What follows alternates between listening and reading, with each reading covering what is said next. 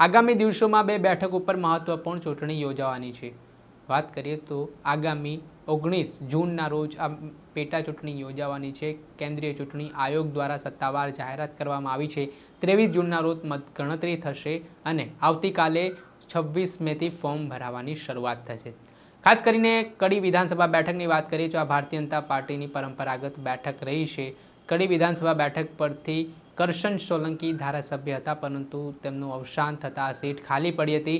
વાત બીજી સીટની વાત કરીએ તો વિસાવદર સીટ, જે ખૂબ જ ચર્ચામાં જોવા મળી રહી છે। છેલ્લા 2 મહિનાથી આમ આદમી પાર્ટીના ઉમેદવાર ગોપાલ ઇટાલિયા જેમ પ્રચાર પ્રસાર કરી રહ્યા છે, વિસાવદર સીટ ઉપર જ્યારે ચૂંટણી યોજવાની વાત ચર્ચામાં આવી ત્યારે આમ આદમી પાર્ટીએ પોતાના ઉમેદવાર તરીકે ગોપાલ ઇટાલિયાની પસંદગી કરી અને ગોપાલ ઇટાલિયા ખેડૂતો સાથે મળી રહ્યા છે, તેઓ પ્રચાર પ્રસાર કરી રહ્યા છે અને હવે જે સત્તાવાર ચૂંટણીની તારીખો જાહેરાત થઈ ચૂકી છે, તેના કારણે હવે વિસાવદર બેઠક ઉપર બરોબરી રસાકસીનો જંગ જામી શકે છે। જો કે આ વખતે કોંગ્રેસે ગઠબંધન તોડી નાખતા આમ આદમી પાર્ટી માટે મોટા પડકારો પણ જોવા મળી રહ્યા છે।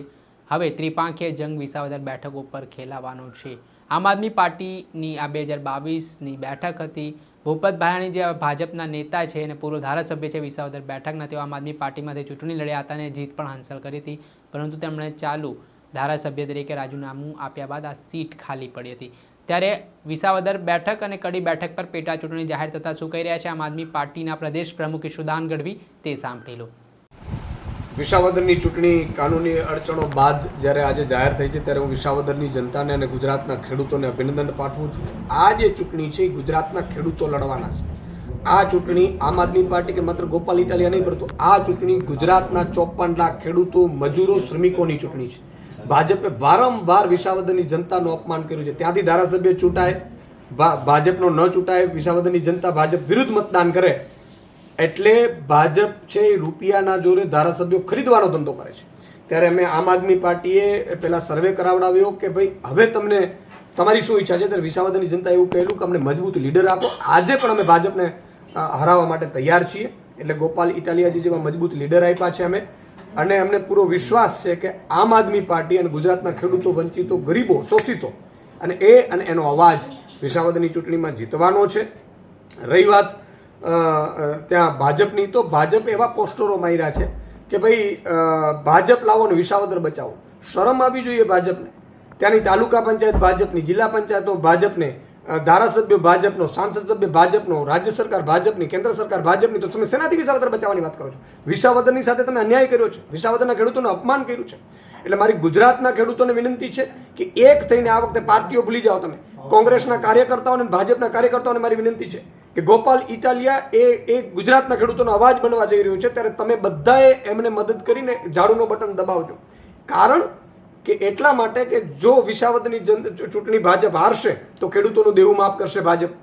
વિસાવદરની ચૂંટણી ભાજપ હારશે તો ઇકોઝોન નાબૂદ કરશે। વિસાવદરની ચૂંટણી ભાજપ હારશે તો ખેડૂતોને પૂરતા મગફળીના અને કપાસ સહિતના પાકોના ઉપજના ભાવ આપશે। વિસાવદરની ચૂંટણી ભાજપ હારશે તો પાક વીમો ફરીથી ચાલુ કરવું પડશે ભાજપે। વિસાવદરની ચૂંટણી હારશે તો આખા ગુજરાતના ખેડૂતોને ફાયદો થશે, અને ગોપાલ ઇટાલિયાજી જ્યારે જશે વિધાનસભામાં ત્યારે એનો અવાજ ગુંજશે। રહી વાત કોંગ્રેસની, તો મારે કોંગ્રેસના નેતૃત્વને પણ મારી વિનંતી છે કે તમે 4 પેટા ચૂંટણીમાં આમ આદમી પાર્ટીએ તમને ટેકો આપ્યો, આપણે નક્કી થયેલું હતું, છતાંય તમે ઉમેદવારો ઊભી રાખવાની જે વાત કરી રહ્યા છો, એટલે તમે ગઠબંધન તોડ્યું છે। સાથે સાથે તમે કોના દબાણથી તોડ્યું છે ખબર નથી, પછી રાહુલ ગાંધી કહેતા હતા કે ભાઈ કોંગ્રેસના કેટલાક નેતાઓ ભાજપની બી ટીમની જેમ કામ કરે છે। કદાચ એ લોકોએ ધંધાના અથવા તો બીજા કોઈ દબાણથી ઉમેદવારો નક્કી કરવાનું નક્કી કર્યું હોય, પણ મારે કોંગ્રેસના વિસાવદરના કાર્યકર્તાઓને વિનંતી કરવી છે હાથ જોડીને કે આ તમારો અવાજ, એમાં એની જીત થવી જોઈએ, ખેડૂતોની જીત થવી જોઈએ, ગોપાલ ઇટાલિયાની જીત થવી જોઈએ। એટલે આ મેસેજ પણ આખો ક્લિયર ત્યાં પહોંચવું જોઈએ। અને કોંગ્રેસવાળા એવું કહે છે કે અમને ઉમેદવારમાં પૂછવા નથી આવ્યું। અરે ભાઈ, તમે પેટા ચૂંટણીમાં અમને નથી પૂછ્યું, કારણ કે જેના ભાગમાં હોય એ ઉમેદવાર નક્કી કરે છે। 24 લોકસભામાં તમે નક્કી કર્યા હતા। રહી વાત, એવું કહેવાય છે કે ભાઈ ભાવનગરની લોકસભા તમે આપી હતી, ભાઈ ભાવનગરની આપી હતી તો જામનગર હું પ્રદેશ અધ્યક્ષ છું, મારી સીટ હતી, તો એ કોંગ્રેસ લડી છે। તો ગઠબંધનમાં કોણ લડે છે, ક્યાંથી લડે છે ઇમ્પોર્ટન્ટ નથી, ગઠબંધનમાં ભાજપને આપણે કેમ હરાવીએ ઇમ્પોર્ટન્ટ છે। અને છેલ્લી વાત મારે એવું કહેવું છે કે આ ભાજપના આ વિસાવદરની ચૂંટણી છે એ ભાજપ જેવા અજગર જેવો ભરવો લઈ લીધો જનતાને ને છોડાવવાની ચૂંટણી છે. મારે સૌની વિનંતી કરવી છે કે કોઈની વાતોમાં આવ્યા વગર માત્ર ઝાડુ આમ આદમી પાર્ટી ગોપાલ ઇટાલિયન જીતાડે એવી મારી અપીલ છે. દર્શક મિત્રો, એન કવરેજ ન્યૂઝને આપ લાઇક કરી લો, સબસ્ક્રાઇબ કરી લો અને શેર કરવાનું ભૂલતા નહીં.